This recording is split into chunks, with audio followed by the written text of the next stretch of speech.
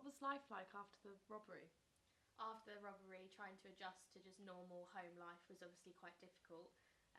It's just simple things like always constantly checking that we've locked doors, windows, checking where everyone is. It's just the fear, just having someone in your home, it just doesn't feel right. And once it's happened, nothing doesn't really feel like home anymore, doesn't feel safe. Did you have any interaction with the criminals at all? No, not personally. They just obviously came into our home after the robbery had taken place and threatened us, which was obviously quite scary. Do you remember what happened that night? I do remember. Because I was on duty that night, I wasn't on the door.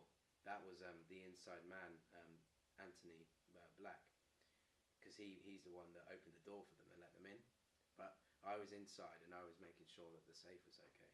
But they came through the door, and my friend Bentley, he's a lot bigger than me, and they came in and they obviously saw him more as a threat, so they just knocked him out with the gun, the big gun that they had, and then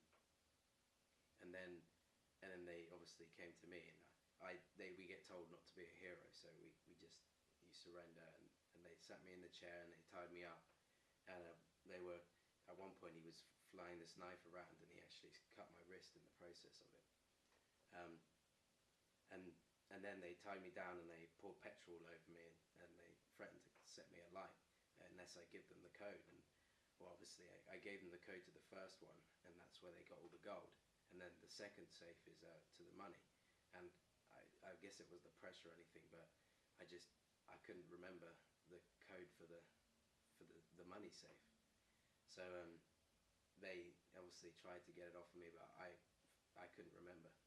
So they didn't get the money and they left with just the gold. How did they manage to get in?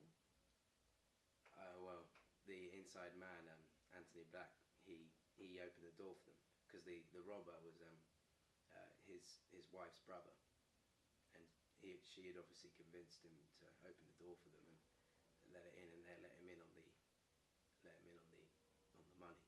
But in the end, he actually reported them or testified to the police, so as to reduce his sentence and live a different life. And finally, do you feel betrayed? I guess you could say that. I guess I do feel a little betrayed, as I knew him, and although he wasn't a good friend, he was a friend, and we go for a drink.